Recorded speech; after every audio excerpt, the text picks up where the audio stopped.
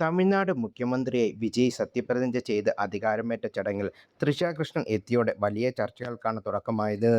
വിജയും ഭാര്യ സംഗീതയും വേർപിരിയുകയാണെന്ന തരത്തിലുള്ള വാർത്തകൾ ഇതിനോടകം സോഷ്യൽ മീഡിയയിൽ പ്രചരിക്കുന്ന സാഹചര്യത്തിൽ ചടങ്ങിൽ തൃഷയുടെ സാന്നിധ്യം ഇരുവരും തമ്മിലുള്ള ബന്ധത്തെക്കുറിച്ചുള്ള അഭ്യൂഹങ്ങൾക്ക് കൂടുതൽ ശക്തി പകരുന്നതായിരുന്നു.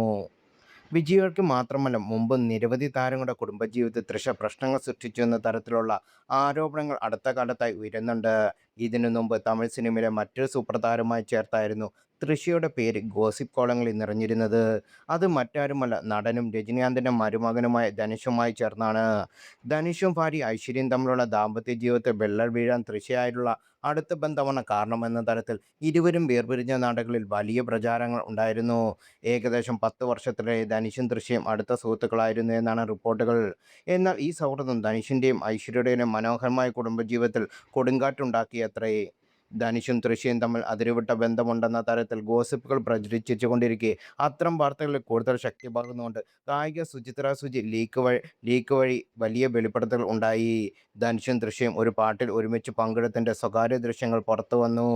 തൻ്റെ എക്സ് അക്കൗണ്ടിലൂടെ സുചിത്രയാണ് ചിത്രങ്ങൾ പുറത്തുവിട്ടത് എന്ന റിപ്പോർട്ടുകൾ.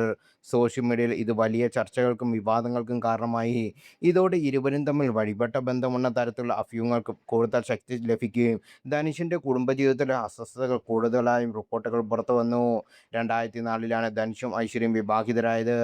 രണ്ട് ആൺമക്കളോടെ ഇവരുടെ കുടുംബജീവിതത്തിൽ 2022-ൽ വിള്ളൽ വീണു.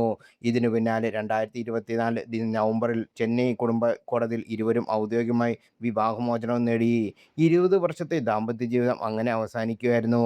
ഇന്നും ഈ ധനുഷ് ഐശ്വര്യ ബന്ധം തകരാൻ തൃഷയാണ് പരോക്ഷമായി കാരണമെന്ന് ആരാധകരിൽ ചിലരെങ്കിലും വിശ്വാസം.